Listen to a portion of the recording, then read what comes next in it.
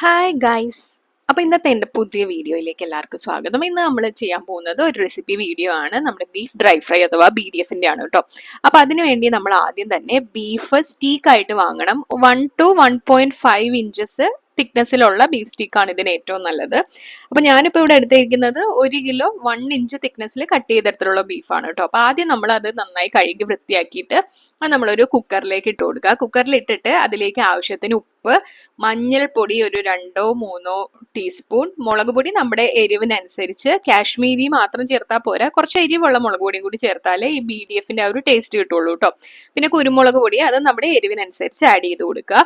പിന്നെ ഞാൻ ആഡ് ചെയ്ത് കൊടുക്കുന്നത് ചില്ലി ഫ്ലേക്സ് ആണ്. ചില്ലി ഫ്ലേക്സ് വേവിക്കുമ്പോൾ കുറച്ചിട്ടാൽ മതി, എന്നാലും ഞാനിപ്പോൾ ഇവിടെ ആഡ് ചെയ്ത് കൊടുക്കുന്നുണ്ട്. അതിനുശേഷം ഞാൻ കുറച്ചും കൂടി ഉപ്പ് ആഡ് ചെയ്ത് കൊടുത്തിട്ട് പിന്നെ ഒരു 1 ഗ്ലാസ് വാട്ടറാണ് ഞാനിത് വേവാനായിട്ട് യൂസ് ചെയ്യുന്നുള്ളൂ. ബാക്കി ബീഫിൽ നിന്ന് തന്നെ വെള്ളം ഇറങ്ങിക്കോളും. എന്നിട്ട് നമ്മൾ ഇതൊന്ന് മിക്സ് ചെയ്തിട്ട് ഇത് അടച്ചു വെച്ച് ഒരു 7 തൊട്ട് 8 വിസിൽ വരുന്നത് വരെ വെയിറ്റ് ചെയ്യണം. കുറച്ച് നേരം കഴിയുമ്പോൾ തന്നെ ഇതിൽ വിസിൽ വരും. 8-9 നമുക്ക് നന്നായിട്ട് വേവണം എന്നുണ്ടെങ്കിൽ 8 to 9 വിസിൽസ് വരെയും വരാം കേട്ടോ. അപ്പോൾ അത് വന്നു കഴിഞ്ഞ് നമ്മൾ പ്രഷറൊക്കെ പോയി കഴിയുമ്പോൾ നമ്മൾ ഈ ഫ്രഞ്ച് ഫ്രൈസിനൊക്കെ കട്ട് ചെയ്യുന്ന പോലെ കട്ട് ചെയ്തെടുക്കുക. ഒരുപാട് തിക്കാവാനും പാടില്ല, എന്നാൽ ഒരുപാട് തിന്നാവാനും പാടില്ല. ഏകദേശം നമ്മളിപ്പോൾ ഈ കട്ട് ചെയ്ത് ഈ കാണുന്ന പോലത്തെ ഒരു തിക്നെസ്സിൽ വേണം എടുക്കാനായിട്ട്. ഇതുപോലെ കട്ട് ചെയ്ത് വെച്ചിരിക്കുന്ന ബീഫിലേക്ക് നമ്മൾ 2 സ്പൂൺ മുളക് പൊടി, ടീസ്പൂണാണ്, 2 സ്പൂൺ മഞ്ഞൾപ്പൊടി, പിന്നെ എരിവിന് അത്യാവശ്യം വേണ്ട അത്രയും മുളക് പൊടി ഇടാം.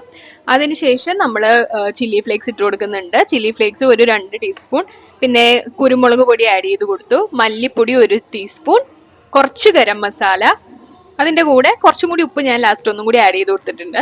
അത് കഴിഞ്ഞിട്ട് നമ്മളിപ്പോൾ ആഡ് ചെയ്യുന്നത് കോൺഫ്ലോർ ആണ്. കോൺഫ്ലോർ ഒരു 3 ടേബിൾ സ്പൂൺ വരെ ആഡ് ചെയ്ത് കൊടുക്കുക. പിന്നെ അതിലേക്ക് നാരങ്ങ നീരോ അല്ലെങ്കിൽ വിനാഗിരിയോ യൂസ് ചെയ്യുക. അതും ഒരു 2 ടേബിൾ സ്പൂൺ മതിയാകും. പിന്നെ നമ്മൾ ബീഫ് വേവിച്ചപ്പോൾ കിട്ടിയ ആ സ്റ്റോക്ക് ഉണ്ടല്ലോ, അതും കൂടി ഒരു 2 സ്പൂണിൽ ഇങ്ങനെ ആഡ് ചെയ്ത് കൊടുത്താൽ നമുക്ക് മിക്സ് ചെയ്യാൻ എളുപ്പമായിരിക്കും, ഫ്ലേവർ പോവില്ല കേട്ടോ.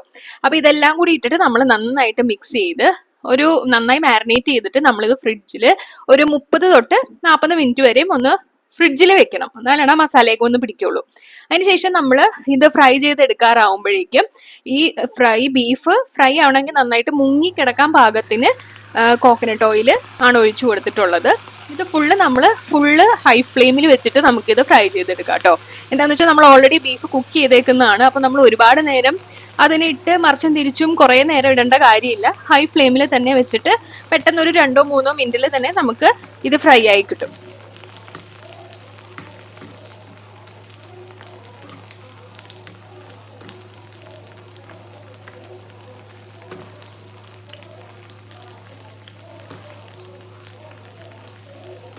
അപ്പൊ ഞാൻ നമ്മുടെ ബീഫ് എല്ലാം ഓരോ ബാച്ചായിട്ട് ഇട്ടിട്ട് ഫ്രൈ ചെയ്തെടുത്തിട്ടുണ്ട്.